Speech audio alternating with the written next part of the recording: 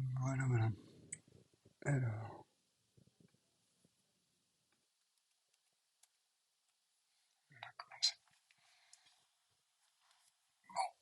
bonjour à tous. Alors, aujourd'hui, on va faire un live coding sur le OpenAI. Donc, OpenAI, je pense que vous connaissez tous un petit peu ce que c'est, mais je vais quand même vous le rappeler. Vous devez connaître un des plus gros outils de, de leur côté, quoi, qu'ils ont présenté. Je vais vous présenter ça aujourd'hui. Hop, on va partir déjà sur Google. Premier truc, on va taper OpenAI.com, voilà, ça c'est la société. Donc je pense qu'on peut même faire un petit tour comme ça, OpenAI, et on va essayer de, je retiens jamais son nom. Qui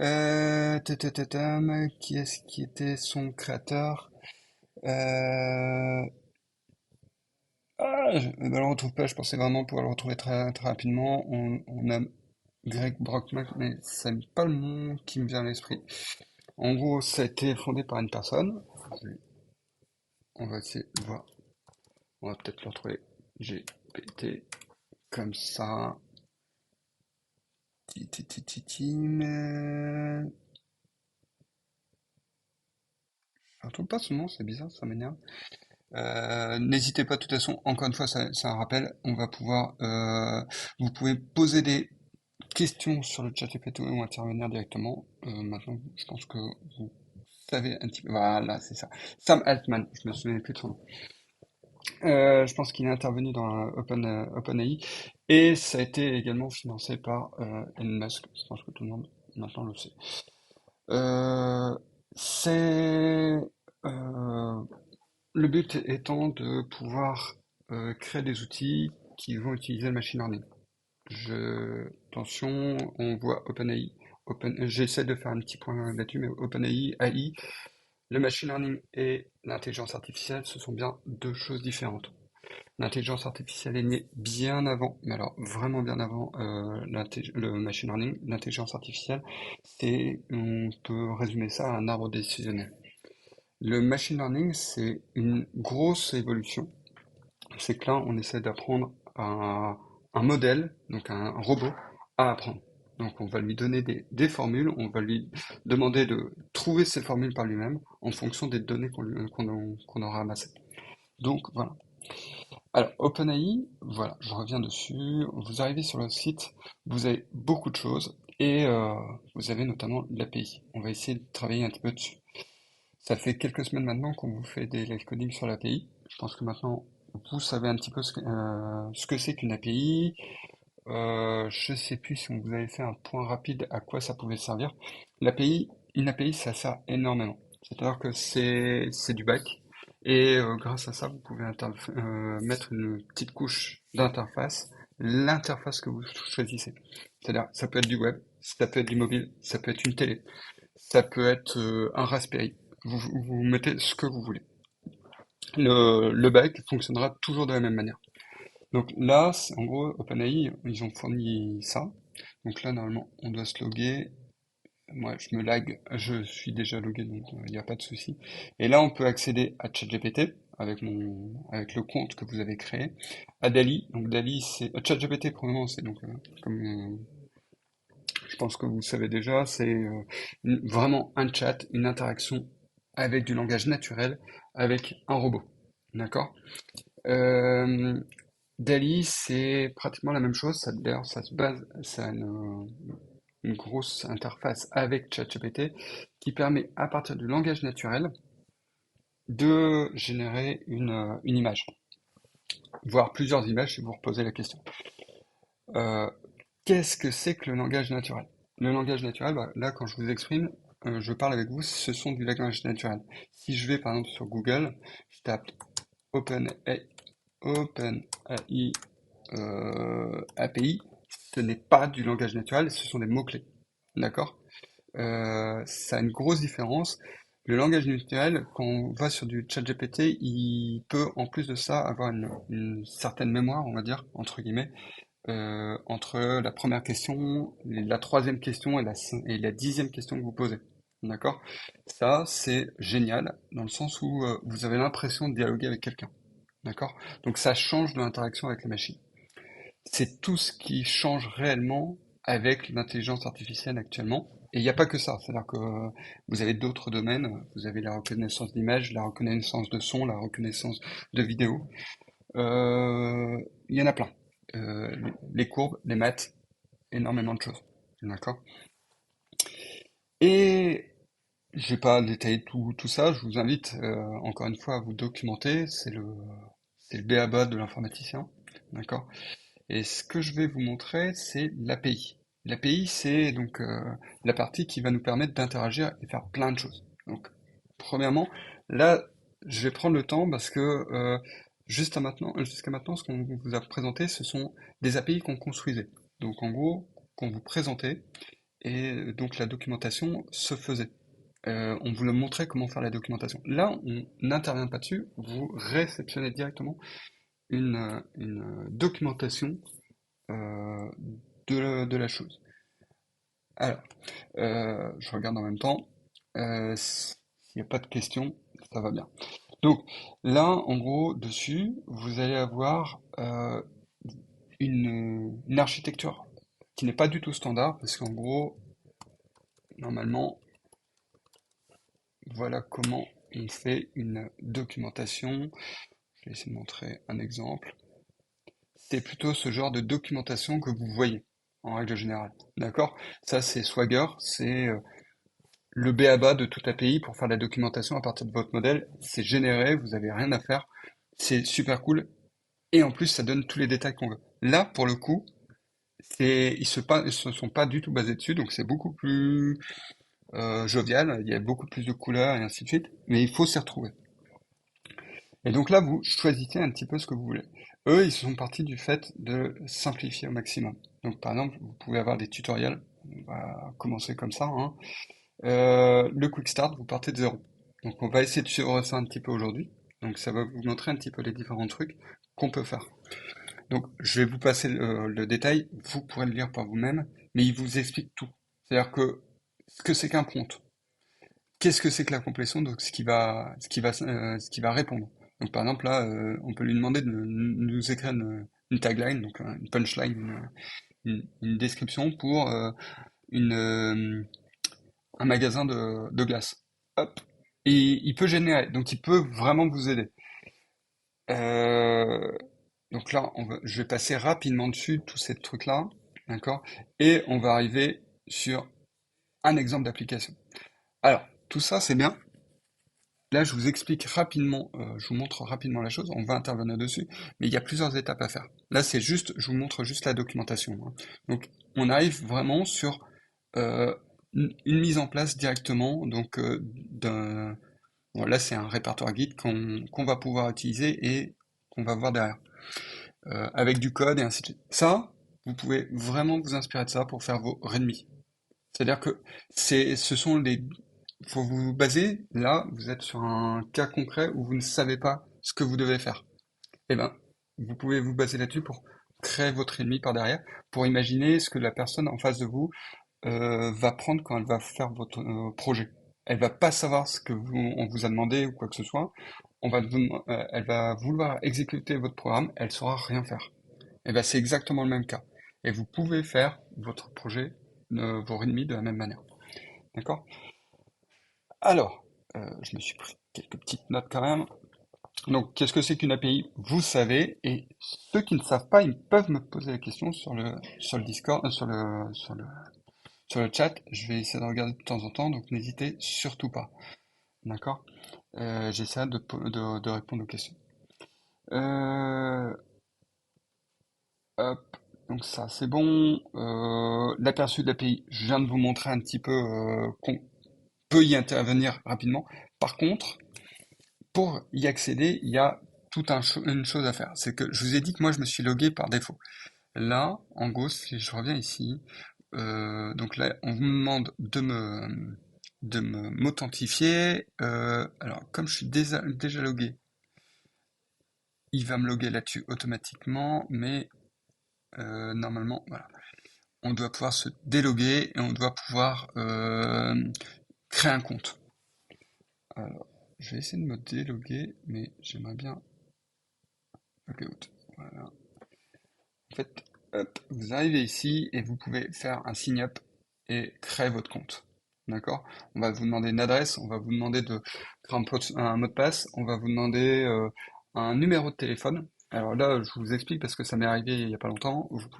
C'était la première fois que ça m'arrive et je trouve que c'est génial au niveau sécurité, c'est que on vous demande votre numéro de téléphone et vous pouvez associer que 2 emails par numéro de téléphone. Donc, on n'a qu'un numéro de téléphone en règle générale, voire peut-être deux avec les numéros professionnels. Donc, je trouve que c'est une bonne pratique, même si c'est un petit peu intrusif, parce qu'on a le numéro de téléphone, donc la donnée assez personnelle d'une personne. Mais pour la sécurité, on voit que on peut pas bombarder de création. Donc, dès que vous avez fait ça, vous allez avoir un compte. Un compte qui va vous permettre d'accéder à ChatGPT. Là, moi, hop, je vais me loguer. Comment il va faire? Hop,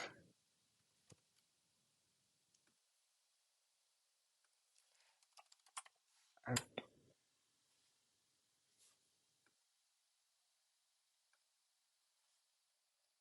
voilà, on se log.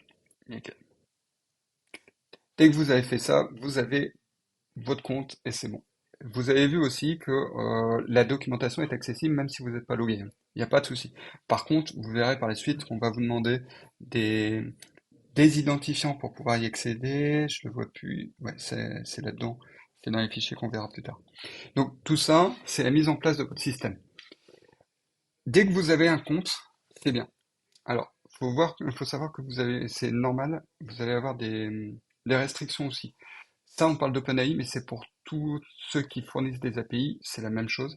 Donc, pour OpenAI, en gros, vous pouvez voir ça normalement. Alors, je peux peut-être pas vous montrer le pricing parce que je sais, là c'est un compte pro, donc je sais pas les données qu'on va vous donner. Euh, tum, tum, tum, tum. Normalement, il y a. Ah si, ça va peut-être être ça dedans. Je vais essayer de le regarder sur une autre page pour pouvoir vous diffuser des informations, on va dire, sensibles. Tac, documentation. Et après, tac, tac, tac. Non, c'est bon.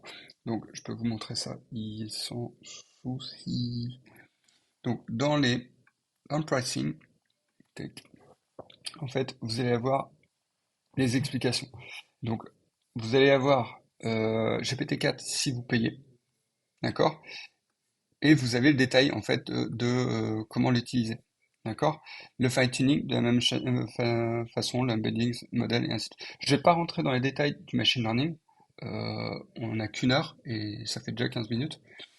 Donc je vais pas rentrer là-dedans. D'accord? Surtout que ça va demander assez des connaissances, donc je vais perdre trop de temps à vous l'expliquer. D'accord? Faut savoir juste qu'il y a plus, là pour le moment, ce sont ce qu'on appelle des modèles, donc on va dire des cerveaux qu'ils ont appris et que vous pouvez utiliser. D'accord?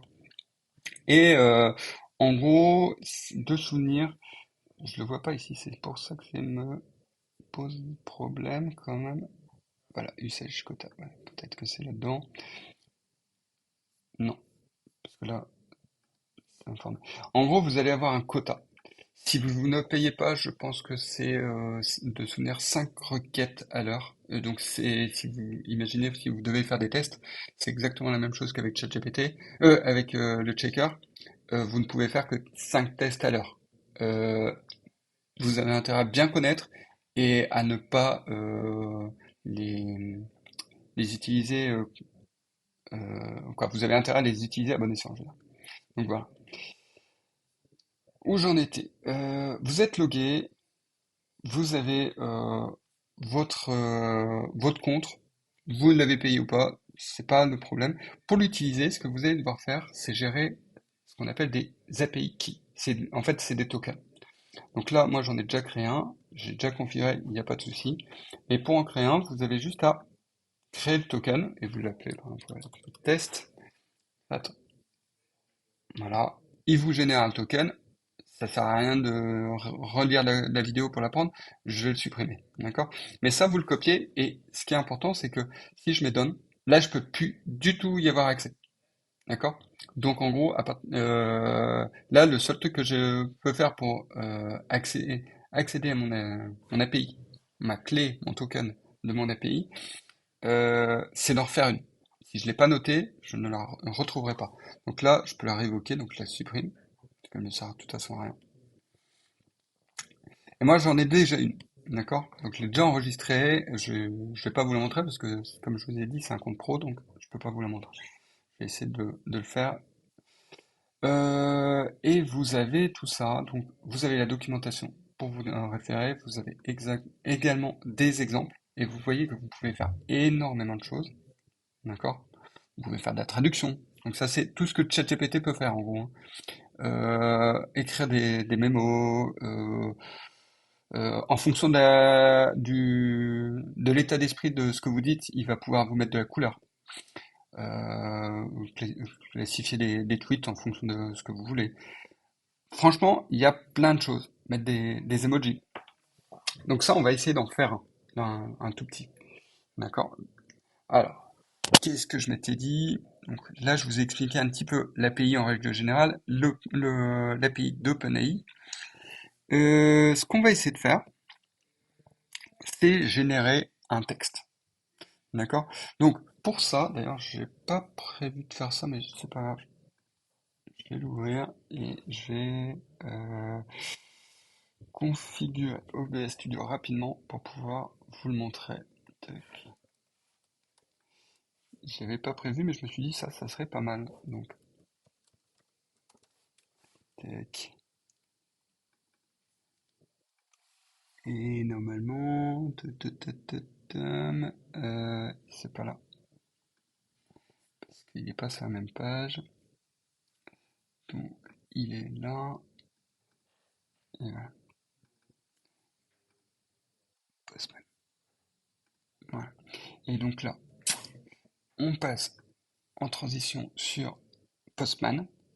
Donc Postman, c'est un outil qui va permettre d'interagir justement avec des API. Alors, le but, normalement, il faut créer un compte pour pouvoir maintenant, avant c'était pas forcément le cas, pour pouvoir créer des collections. Moi, j'ai commencé à en créer. Ça me permet de mémoriser en fait les appels, les entry points. Donc par exemple là, vous pouvez mettre models, vous avez votre requête là-dedans. Je vais pas passer sur tout le détail, mais vous pouvez créer des variables d'environnement, c'est super sympa et tout. C'est pas là pour ça. Là, en gros, d'ailleurs, je vais repasser rapidement sur mon browser. Euh, ta, ta, ta, ta. Ah oui, tac. Ça, on va l'appeler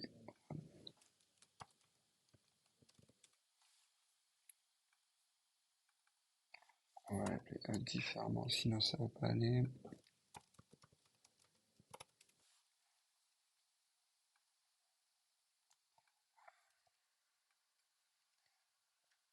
Ouais, donc là, je vais me retrouver dans le Kakara, c'est pas. On va changer de manière.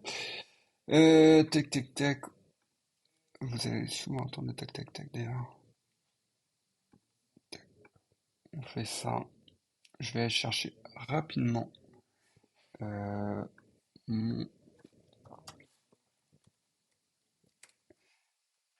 ma clé à prendre.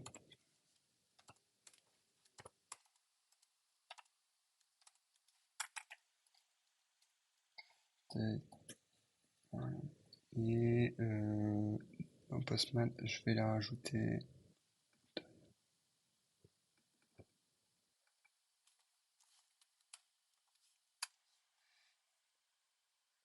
On enregistre. Et donc ça c'est bon. Maintenant,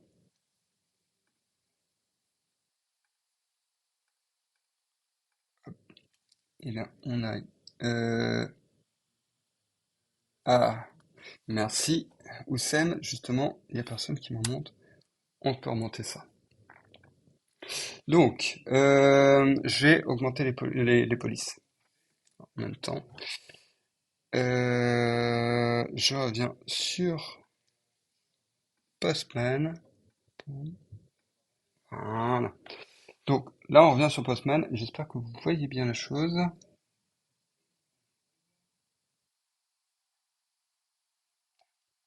Machine learning et là, ouais, bah merci. Donc là, je reviens sur Postman. Le Postman, en fait, là pour le moment, c'est un truc de base. Les modèles, donc j'ai mis pendant que vous n'étiez pas là, pendant que j'ai coupé, j'ai mis dans OpenAI, j'ai configuré mon token. Là, si je fais une requête, vous voyez que j'ai une réponse. Bon, c'est juste pour faire un test, hein. Et normalement, si tout marche bien, celui-là, il devrait marcher également. Voilà. Et là, en gros, le premier, c'est de soutenir un entry point. Donc l'entry point, c'est des models, qui est vraiment basique. Vous n'avez pas besoin de compte ou quoi que ce soit pour le faire. Le deuxième entry point, par contre, chat, il faut un compte. Euh, enfin, les deux font, on a besoin d'un compte, mais le deuxième, je vous préconise de l'utiliser en compte payant, puisque moi, quand j'ai essayé, il m'a très très vite dit vous allez utiliser votre quota, et j'ai jamais réussi à faire baisser mon quota. Donc, j'ai pas encore épuré le truc, mais je pense que ils sont assez sévères là-dessus. D'accord? Et donc là, normalement, ce que ça veut dire, c'est que vous lui passez un paramètre de base. D'accord? Vous lui définissez le modèle que vous voulez. Donc là, j'utilise par exemple le modèle 3.5 Turbo. Vous lui passez des paramètres. D'accord? Donc par exemple, le content dit un truc de test. D'accord? Et là, en fait, ce qui va répondre de souvenir, je sais plus où ça se trouve. Ta. Euh, si je régénère un petit peu pour voir ce qui change. Normalement, il doit me générer quelque chose. Role user. Ah, c'est peut-être le rôle qui va donner. Faudrait que je relise la doc, mais voilà. Il va générer un truc. Là, ce qu'on va faire, c'est on va essayer d'aller chercher justement une API qu'on va pouvoir utiliser. Donc, on va se baser là-dessus. On prend l'API. Euh, et on va prendre un exemple tout bête. D'accord? Alors, comme moi, j'aime pas du tout Node.js, on va essayer d'utiliser du Python. Pour le Python, donc tac tac tac, introduction ici. Making request, nana. Alors, non, c'était ça. Où est-ce que j'avais vu l'exemple?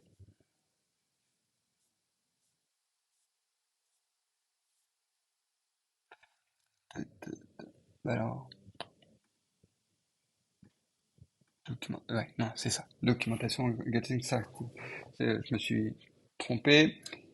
Et on va se faire un quick start. Le quick start, je vous passe les concepts. Il est déjà 24 et on va avancer quand même. On va construire notre application. Alors, c'est leur application, hein, en fait. Et nous, on va utiliser Python plutôt que Node.js. Donc là, en fait, ce qu'ils disent, c'est premièrement de cloner ce repository. Moi, je veux savoir un petit peu à quoi ça consiste.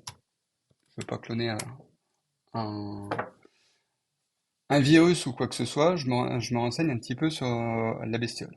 Donc là, vous voyez tout le code. Vous voyez le README qui est, vous voyez, super simple, mais qui dit bien ce qu'on doit faire. Et on voit le code. Donc là, par exemple, on va avoir un fichier app, c'est le fichier d'entrée sur Flask, et qui nous détaille un petit peu la chose. Donc on rentre ici, ça c'est une page en gros. Donc on construit notre application, on va chercher notre clé que je vous ai fait générer au préalable, et on a une page de lancement. Qu'est-ce qu'elle va faire? Si on fait un appel post, donc ça c'est un verbe HTML, il va aller faire une requête pour récupérer l'animal. Donc l'animal, vous allez voir ce que c'est, vous allez avoir un input, on va demander le type d'animal que vous voulez. D'accord? Qu'est-ce qu'il va faire? Là, il va faire appel à OpenAI. OpenAI, c'est quoi? C'est une librairie fournie par OpenAI qui va vous permettre de faire, de faire un appel en fonction de l'entry point défini pour faire quelque chose. Donc là, il va faire appel à OpenAI en utilisant le modèle texte d'Avanci 003. Je vous laisserai regarder ce que c'est. Avec, en générant un prompt. Qu'est-ce que c'est que le prompt? C'est l'animal qu'on a récupéré au préalable, d'accord? Et la température, en fait, ça c'est un hyperparamètre que eux définissent. Et tel quel, je ne sais pas, il faudra regarder la documentation pour le faire. Et en fait, en fonction de ça, il va vous retourner un résultat. D'accord? Donc, et si il n'y a pas de résultat, eh ben, il va vous retourner en gros le, le result, get result. Donc à mon avis, nanana, il va récupérer le résultat et il va vous le passer dans un texte HTML. C'est-à-dire que potentiellement il pourrait y avoir une erreur, c'est le résultat et il va vous mettre dans l'HTML et le HTML template ici. Et on se retrouve avec le HTML ici. Le HTML, vous voyez, qui est extrêmement simple. Il y a les headers, le body. Dans le body, on a une image, le H3, le form, très simple. Et là, c'est si on a un résultat, on l'affiche. D'accord? Donc, qu'est-ce que je fais? Eh ben, je vais tac, tac, tac. Alors, je vais ajouter ça vous le voyez pas, mais je vais ajouter la commande. Donc ça, c'est bon. Et ça, je cache. Et maintenant, on passe au OBS Studio et on vous passe le code que vous attendez, à mon avis, avec impatience. Donc, normalement, vous voyez le code.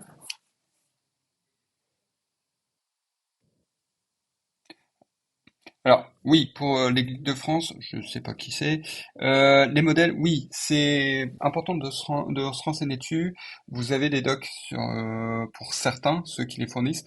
En fait, comme je disais tout à l'heure, pour être assez simple, les modèles, ce sont les cerveaux qui sont qui ont appris au préalable avec les données d'OpenAI ou des vôtres si vous fabriquez votre premier truc. Ils ont chacun leur spécificité. Donc effectivement, il faut se tenir au courant de ce qu'ils font. Ça dépend si, par contre, ils expliquent bien ce qu'ils font. D'accord? Donc c'est pas le but de la démo aujourd'hui. Donc là, vous voyez mon code. C'est très bien. Je vais pas vous afficher le env. C'est là où on a la clé de l'API. Je peux vous montrer l'exemple. C'est ça. Donc là, on définit l'application, le mode, l'environnement de l'application. Et là, en fait, c'est ce qui se trouve dans le env. Vous aurez votre clé. D'accord? Et vous voyez que ça s'appelle OpenAI API Key qu'on retrouve ici. C'est donc une bonne manière de faire d'utiliser les variables d'environnement. D'accord? En faisant ça, je vais vous montrer quand même à quoi ça va ressembler. Donc, j'ouvre un terminal.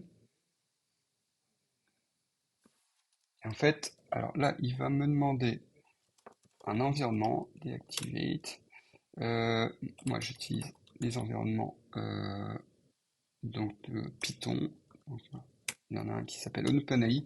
J'ai tout installé. Comment j'ai installé? J'ai installé ce qu'ils m'ont demandé ici. Vous voyez? Pour faire ça, d'ailleurs, normalement, je pense que c'est dans le README. Il vous demande de faire un pip install-r des requirements. D'accord? Ça, moi, c'est déjà fait. Ça, en gros, ça veut dire qu'il va installer tous ces requirements-là dans l'environnement que vous avez. D'accord? Moi, c'est bon, il n'y a pas de souci.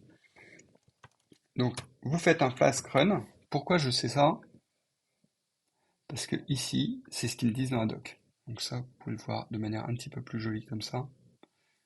Donc, je suis passé ici, je suis allé dans mon répertoire, c'est celui-là. J'ai activé mon environnement, c'est pas exactement les mêmes commandes, mais ça fonctionne de la même manière. J'ai installé mes requirements, nickel. J'ai configuré ma variable de mesurement ici avec la clé, ma clé. Et là, je vais faire un Flask run. Le Flask run, il se lance, nickel. Et à partir de ce moment-là, en fait, il va lancer un serveur web. Donc là, je vais repartager mon... euh, non, pas ça. Voilà, celui-là. Euh, donc normalement, la transition au cas où. Et là, je vais reprendre ici. Et donc là, en gros, je vais sur le localhost 5000. Donc ça, c'est ce qu'il m'a demandé de, c'est ce qu'il a généré à partir de l'application. Et vous avez ce petit outil qui marche. Et en gros, si je tape par exemple dog, je génère des noms.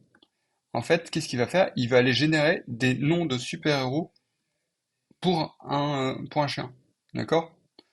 Et là, ce qui est rigolo, c'est que si vous mettez de nouveau dog, normalement, alors, je pense il a repris pratiquement les mêmes, mais il a changé le dernier, je pense. Donc, on va essayer de faire ça. Dog, encore un. Voilà. Vous voyez que ça change. C'est l'intérêt, c'est le problème aussi d'OpenAI que je veux soulever quand même. C'est-à-dire que OpenAI ne va pas vous donner toujours la même réponse. Vous lui posez une question et donc vous pouvez lui demander de générer un code pour une problématique. Il va le faire, nickel. Par contre, vous lui demandez de régénérer un autre code, il va vous régénérer un autre code. Il va pas vous régénérer le même. Pour la même question, il va vous générer une autre réponse. De la même manière, vous pouvez lui poser des questions. Euh, Par exemple, que pensez-vous d'immigration? Je sais, c'est un problème un petit peu, voilà. Mais il faut savoir qu'il y a plusieurs réponses. Vous avez, c'est de la politique, il y a gauche, droite, centriste, ce que vous voulez. Lui, il va générer une réponse. Si vous lui reposez la même question, il va peut-être prendre le pli inverse. D'accord? Puisqu'il n'y a pas une réponse à ce genre de questions. Donc c'est ça qu'il faut que vous gardiez à l'esprit avec ChatGPT ou avec OpenAI, le machine learning, c'est que faut vraiment bien comprendre la chose pour comment ça marche pour pouvoir lui poser les questions. C'est pas lui qui a la science infuse, il va se baser sur la science qui est existante. D'accord? Donc là, je vous ai montré comment utiliser rapidement une petite application sur ChatGPT qui donne. Donc c'était ici, je pense. Où j'étais parti? Sur documentation. Extract tutorials. Et en fait, l'application qu'on a pris, c'est celle-là. Donc, qui permet de traduire en fait vraiment un nom de, de super-héros pour un animal. Donc, si vous voulez choisir un nom pour votre animal, c'est aussi une manière de faire, hein. Donc voilà. Et donc là, il vous explique tout. Le pricing, le closing, les next steps, tout ce que vous pouvez faire. Nous, ce qu'on va essayer de faire, on va essayer d'en prendre un autre. Tutorials, tac, tac, tac. J'aimerais bien essayer de trouver en fait on va essayer de trouver des exemples. Qu'est-ce qu'on pourrait faire? Bah tiens, je vais essayer de vous faire participer. Essayez de me donner un exemple, choisissez un exemple sur l'interface d'un truc que vous voudriez essayer. D'accord, je vous laisse 2 minutes. Je regarde le Slack. Que GPT peut halluciner du code erroné au même titre que des informations factuelles erronées. Alors oui, oui, oui, il peut générer du code faux. Alors, c'est pour ça qu'il faut faire attention et par contre ça dépend de son apprentissage. D'accord? Donc ça a déjà été avéré, ça a déjà été remonté. D'accord? Ça, c'est pour ça qu'ils interviennent et qu'ils font évoluer leur modèle. Par exemple, dans les premiers modèles, on pouvait lui demander comment construire une bombe. D'accord? Euh, Ça a vite été remodifié de telle façon à ce que tout le monde ne puisse pas savoir comment faire une bombe. C'est normal. D'accord? Ben, de la même manière, pour le code, ils se sont rendus compte qu'il y avait quand même pas mal de développeurs qui l'utilisent, donc ils évoluent également. D'accord? Mais de la même manière, on peut avoir plusieurs façons de faire un code. C'est à vous, toujours, d'être critique sur ce que vous voyez sur Internet. Que ce soit ChatGPT, les... je retrouve plus le nom. Il y a un site comme ça où vous posez des questions et ça vous donne pas mal de réponses. Mais il y a beaucoup de réponses erronées. Vous avez beaucoup de personnes qui vont vous dire, ah bah moi j'ai eu le même problème, j'ai solutionné comme ça comme ça. C'est pas pour autant que c'est une bonne réponse. D'accord? Donc ChatGPT, lui, il va apprendre de ça, il apprend d'Internet. Donc il peut effectivement donner de la mauvaise graine. Ça dépend de son apprentissage. D'accord? Alors, est-ce que vous avez trouvé un truc que vous voudriez essayer? J'ai toujours pas de réponse. C'était celui auquel je pensais, donc c'est génial. Et ben on va essayer le mood color. Mood to color, voilà. Alors, comment qu'on fait ça? Donc, turn the text description into a color. Donc, tac, tac, tac, API request. Donc, il fait ça. On a besoin de l'API. Réponse, il va retourner ça. Bah, écoutez, on va essayer de faire ça. Alors, qu'est-ce qui change par rapport à tout à l'heure?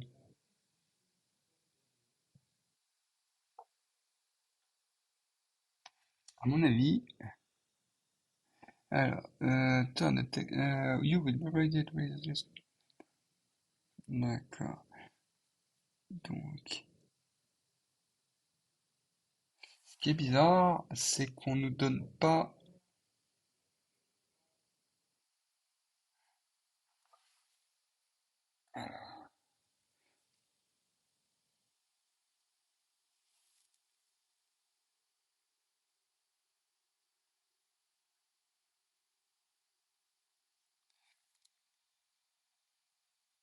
Euh, donc, à mon avis, c'est rigolo comment ça fonctionne.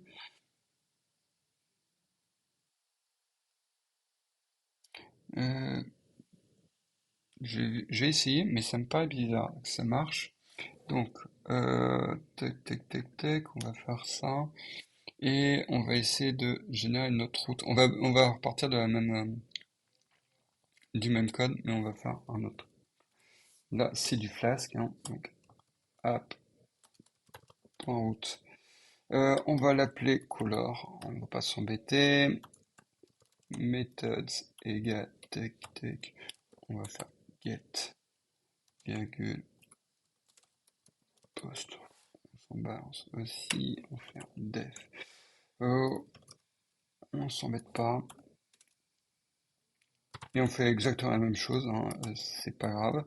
Méthode, tac, on fait égal égal. Si on lui on va, de toute façon, on va faire exactement la même chose. Là, je sais pas encore. On lui passe le code que lui nous donne. Alors, l'OpenAI, il a déjà le os, aussi, donc ça on n'a plus besoin. Il va passer ça, on l'a déjà ici, donc ça on n'en a pas besoin. Tac, tac, tac. Il fait une request avec ça. Mais ce qui est rigolo, à mon avis, on va devoir lui rajouter un compte. Bon, on va essayer de faire comme ce qu'ils disent pour le moment, mais ça me paraît bizarre parce qu'il faudra quand même lui passer une commande. Et allez, on va pas s'en mettre. Donc là, je fais exactement la même chose. Le seul truc, c'est que je change un peu les paramètres de départ. D'accord? On a le même modèle. Non, on a un modèle différent. Le message, on n'a pas besoin de message. La température, elle est de 0. Et par contre, max token 1024. Et on répond exactement la même chose. Oui, bah, parce que c'est ce que j'ai copié. Donc voilà. Donc on va essayer de voir ça. Donc là, pour ça, normalement, il a généré, il n'a pas généré de problème. Ok. Par contre, on va pas lui appeler l'index. On va l'appeler tech color.html. Copie, on colle. Alors pour le moment, tac, tac, tac. On peut lui mettre ça. On n'a pas besoin. D'accord. On va voir. D'après l'application, on n'en a pas besoin. Et là, on va mettre euh, choice.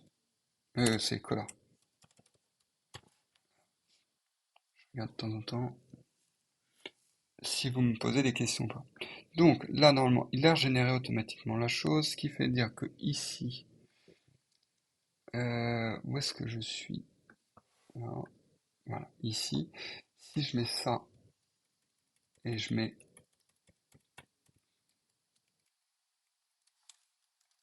color, ça devrait marcher déjà.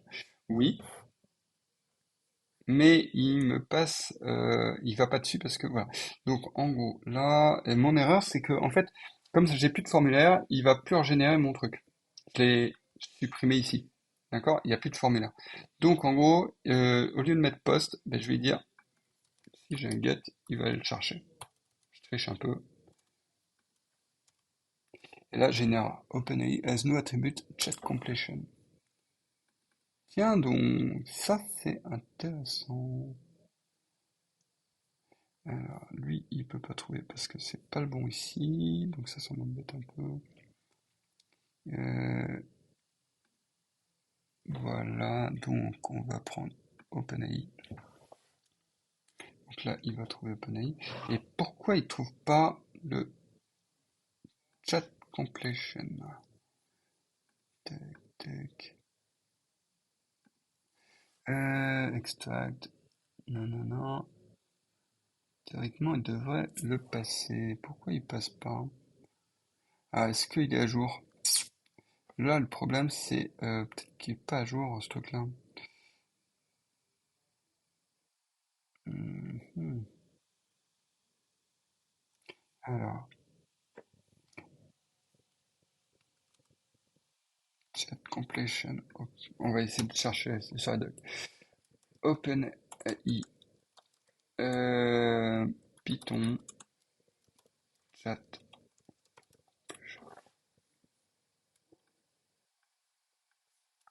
Tac, tac, tac. Alors, pourtant, il a l'air de marcher. Pourquoi lui, il veut pas? Pourtant, c'est OpenAI ici. Donc c'est le même là. Il récupère ça. Alors, c'est quoi l'erreur?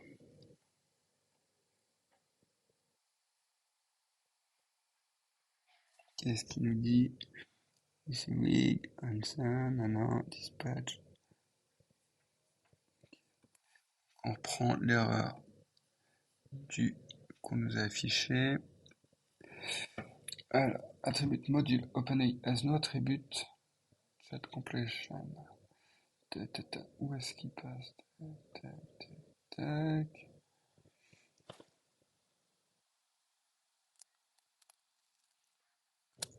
Donc c'est bien, non. Alors, comment ça se fait qu'on a un problème? Alors oui, en plus, je me rends compte que je partage que mon erreur et je vous partage même plus le code. Donc, vous savez même plus comment je cherche pour coder et pour ce que j'ai fait. Hop, voilà. Donc là, en gros, j'ai rajouté cette URL, ouais, cette route avec le code qu'ils m'ont donné. D'accord? Ça, c'est le code qu'ils m'ont donné. Donc, il y a chat completion. Et ça, c'est le retour que j'ai récupère de l'autre côté. D'accord? URL for index. Alors, for, c'est pas for color. Je refais un test. Mais ça ne change rien, forcément. Alors, pourquoi, en fait, ce qu'il me dit, c'est que ça, il ne trouve pas. Euh, donc, je suis en train de rechercher sur la doc exactement pourquoi.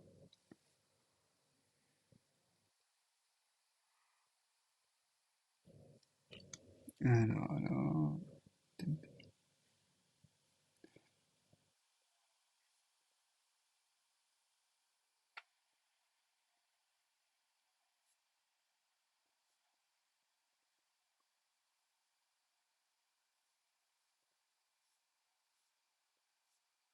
Euh,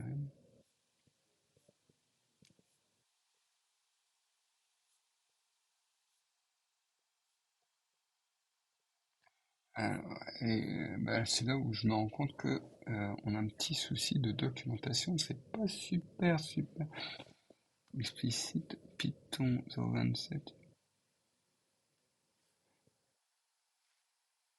Alors, je vais regarder les, les prérequis quand même.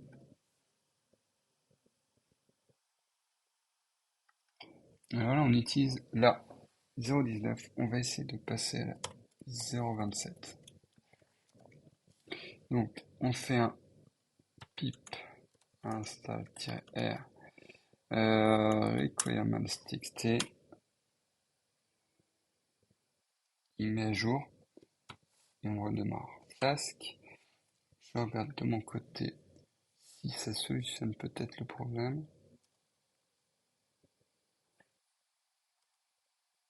Alors, j'ai un autre souci là.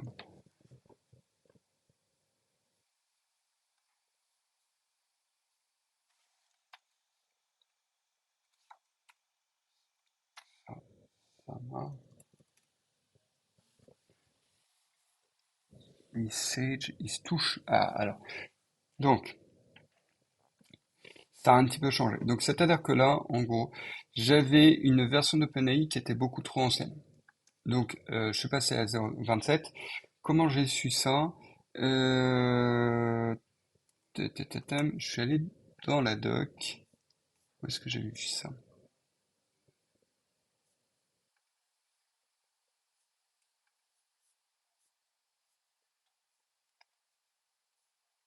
Ah, je retrouve plus là où j'ai trouvé.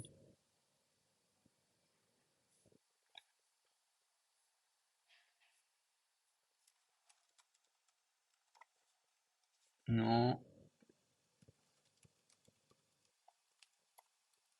non. Alors, ah voilà. Je vais vous partager la page. Ouais.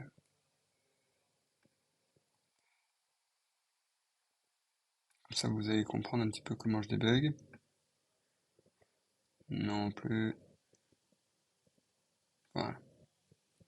Donc, en gros ici, sur cette page-là, on a en fait sur un code qui est demandé où il utilise le chat completion. J'ai lu ici, note you need to be using OpenAI Python 0.27. D'accord? C'est là où j'ai vérifié mon code et j'étais en 0.19. Donc je me suis dit, il y a un problème. D'accord? Le problème, c'est j'ai un autre souci. Donc là, je rechange. C'est pas du tout pratique ce truc, hein. Tac. Voilà. Et donc, ici, en gros, j'ai un autre souci. Il me dit que, voilà, on la voit ici.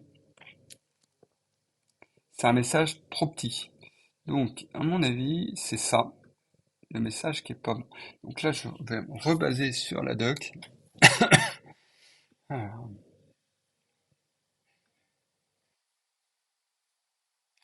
quick start. Non, c'était pas ça, c'était examples. Code to color. Et à mon avis, on va lui passer un truc. Je vais te faire je vais faire un test tout bête. Je vais essayer de dégager ça déjà.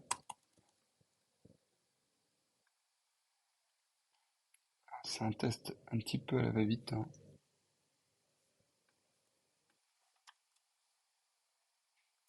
Stereo key, donc ça on est obligé. Et bah écoutez, on va faire un truc tout bête. Tac. Et on va aller chercher sur internet. Tac. Donc, qu'est-ce que je trouve sur internet?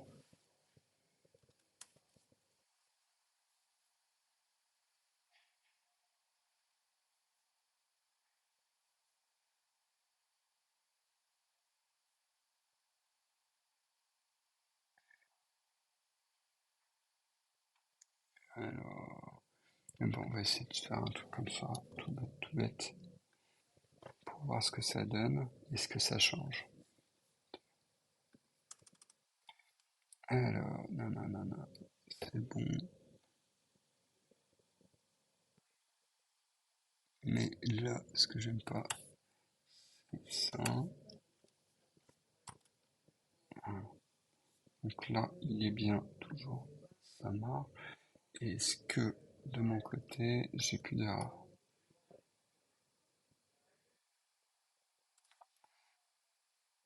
Alors là, il me dit, il y a un autre souci.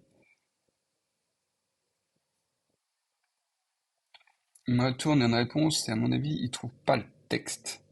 Donc là, je vais regarder ce qu'il me retourne tout court.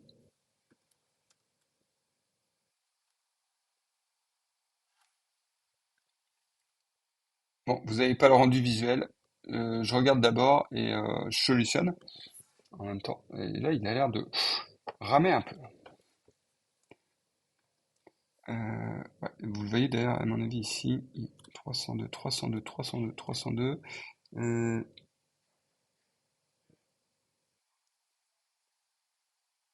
j'ai,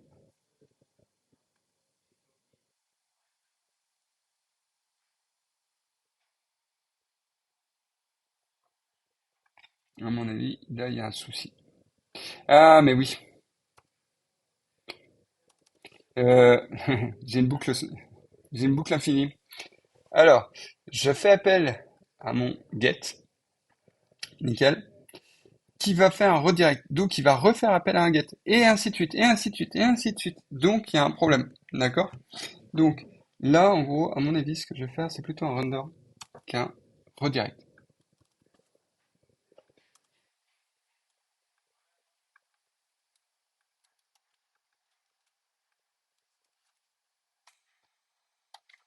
Voilà. Donc là, on refait un flash run, c'est bon.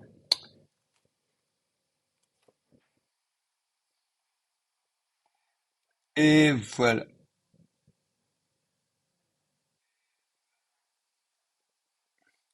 D'accord. Donc là, en gros, j'ai une réponse, mais qui me convient pas. Donc, à mon avis, on va faire ça et je vais essayer de voir. Si j'y arrive, je vais vous expliquer exactement ce que j'ai fait.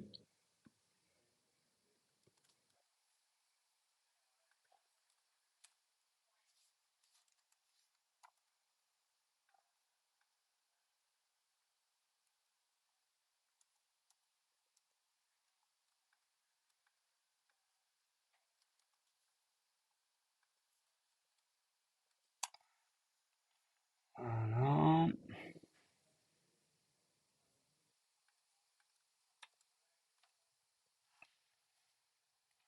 Allez, mon gros.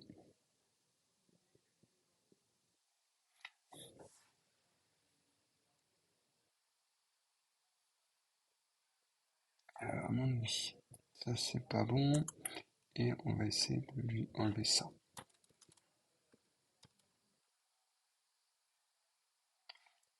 Je fais plusieurs tests.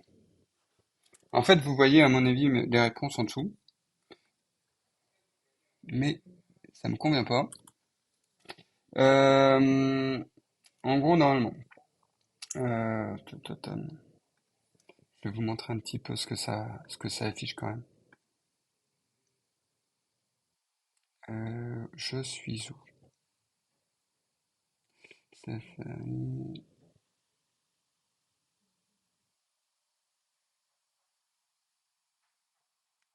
ça doit être ça.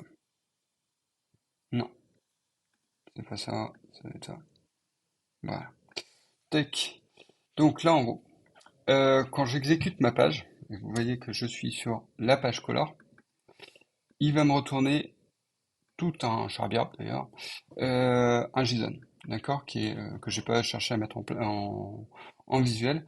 Mais normalement, là, ce que je devrais recevoir, ce qu'ils disent, c'est une réponse comme ça, avec CSS code et l'erreur. Donc à mon avis, je formule mal mon message. Mais on voit qu'en fait, la requête n'est pas forcément super bien. Donc je vais essayer de la formuler de manière différente.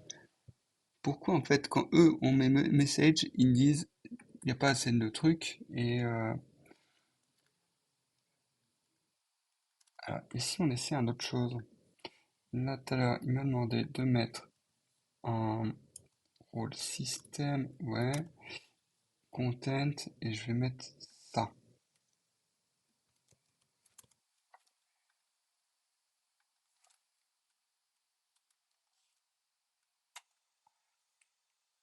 d'accord?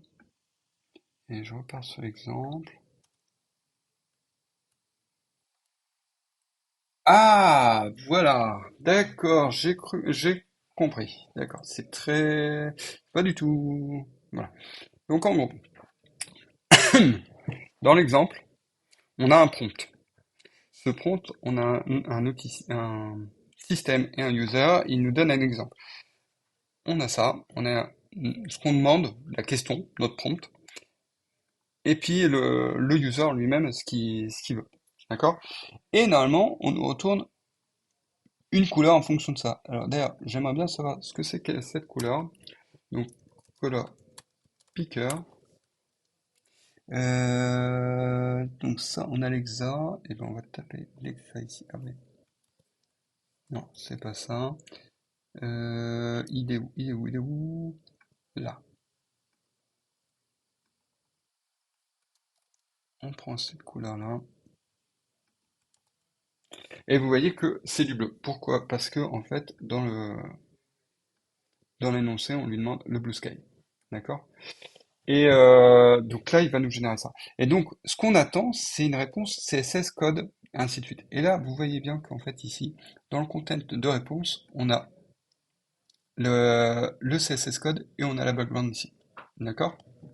Et on a la couleur. Alors, est-ce que c'est la même? Je ne pense pas d'ailleurs. On a un 1A237 qui, c'est exactement la même. D'accord? C'est exactement la même. Donc, on a bien le rôle de le rendu, ce qu'on nous demande. Donc, c'est l'exemple typique de la chose. Alors, ça met pas en, en surbrillance, en couleur qu'on veut, mais ça traduit une question, une phrase, en une couleur. Alors, par contre, c'est pas super bon en anglais. You will provide with a description of a mood, and your task is to generate the CSS code for a color that match it. And you upload the reason with a single key code CSS code. D'accord. Donc, en fait, ça, c'est vraiment le code qui va demander et il demande une réponse particulière. Là, je vais essayer de dire, de changer la phrase. Alors, est-ce que vous avez une phrase à me donner qui pourrait être rigolote pour déterminer la couleur? Euh, le,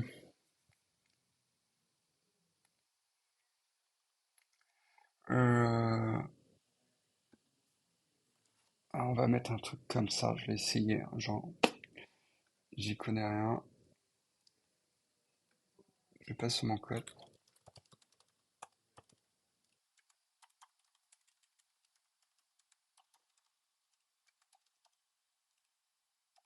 je suis même pas sûr que mon anglais soit très bon.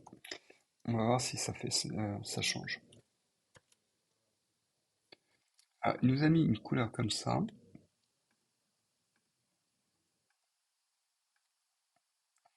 Qu'est-ce que c'est comme couleur? C'est du vert. Et ben alors, c'est un vert particulier, d'accord? En fait, ce que je lui ai demandé, c'est l'herbe vient juste d'être coupée. Et il m'a mis du vert. Donc vous voyez, il associe bien, donc il a dû associer le verbe, le mot herbe, qui est du vert, il a pris la couleur verte associée. Et vous pouvez peut-être, je vous invite juste, on a encore quelques secondes, 4 repulsive color. Ouais, bah alors là, Sarah, à mon avis, tu dois pas trop aimer les chats, toi. Mais on va essayer. Donc je vais essayer de voir de mon côté, je le mets dans mon code,